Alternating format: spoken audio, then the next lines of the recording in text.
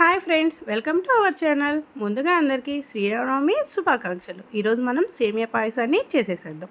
అది ఎలానో చూసేద్దాం రండి. ముందుగా స్టవ్ వెలిగించుకొని లో ఫ్లేమ్లో ఒక గిన్నెని పెట్టుకోవాలి. గిన్నెలోకి సేమియాని యాడ్ చేసుకోవాలి. సేమియాని యాడ్ చేసుకున్న తర్వాత గరిటతో ఈ విధంగా తిప్పాలి. సేమియాని తిప్పుకోవాలండి మనం లో ఫ్లేమ్లో ఉంచి, లేదంటే సేమియా అనేది అడగండిపోతుంది. సేమియా కొంచెం గోల్డెన్ కలర్ వచ్చే వరకు తిప్పుకోవాలి. చూడండి, సేమియా అనేది గోల్డెన్ కలర్లోకి వచ్చేసింది. ఈ విధంగా గోల్డెన్ కలర్కి వచ్చాక మనం స్టవ్ ఆఫ్ చేసుకొని సేమియాని పక్కకు పెట్టుకోవాలి. ఇప్పుడు ముందుగా మళ్ళీ మనం స్టవ్ వెలిగించుకొని ఒక గిన్నెని తీసుకోవాలి. ఆ గిన్నెలోకి 1 గ్లాస్ పాలని యాడ్ చేసుకోవాలి. గ్లాస్ పాలకి 1 గ్లాస్ నీళ్ళని యాడ్ చేసుకోవాలి. నీళ్ళు మనం ఎక్కువైనా యాడ్ చేసుకోవచ్చండి. నేనైతే 1 గ్లాస్కి 1 గ్లాస్ వాటర్ని యాడ్ చేస్తున్నాను. పాలని ఈ విధంగా మరిగించిన తర్వాత మనం దీంట్లోకి ముందుగా ఏంచి పక్కకు పెట్టుకున్న సేమియాని యాడ్ చేసుకోవాలండి. సేమియాని యాడ్ చేసిన తర్వాత గరిటతో తిప్పుకోవాలి. ఇప్పుడు స్టవ్ ఆన్ చేసుకొని ఒక కళాయిని తీసుకొని దాంట్లోకి మనం సేమియాలోకి కావాల్సిన డ్రై ఫ్రూట్స్ని ఏం చేసుకుందాం రండి.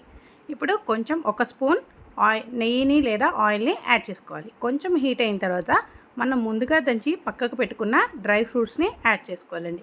నేను ఇక్కడ వచ్చేసరికి పిస్తా, కిస్మిస్, పంప్కిన్ సీడ్స్, యాష్గర్ సీడ్స్ తీసుకున్నానండి. మీ దగ్గర అవైలబుల్గా ఏవి ఉంటే అవి యాడ్ చేసుకోవచ్చు. ఈ విధంగా వేయించుకున్న తర్వాత మనం కొంచెం గోల్డెన్ కలర్కి వచ్చాక టర్న్ ఆఫ్ చేసుకోవాలండి. చూడండి ఏ విధంగా అయ్యాయో. ఇప్పుడు మనం ఉడికిన సేమియాలోకి ఇలాచీని యాడ్ చేసుకోవాలి. 3 లేదా 4 దంచి పెట్టుకున్న ఇలాచీని యాడ్ చేసుకోవాలండి. చూడండి, సేమియా ఈ కన్సిస్టెన్సీలోకి వచ్చాక టర్న్ ఆఫ్ చేసుకోవాలండి స్టవ్. ఇప్పుడు మనం ప్యాకెట్ పాలు తీసుకున్నాం కాబట్టి బెల్లం అనేది యాడ్ చేస్తే ఈజీగా ఇరిగిపోతుంది. అందుకని నేను టర్న్ ఆఫ్ చేశాక బెల్లంని యాడ్ చేస్తున్నానండి. మనం తీసుకున్నటువంటి గ్లాస్ సేమియాకి 1/4 కేజీ సుమారు బెల్లం అనేది పడుతుందండి.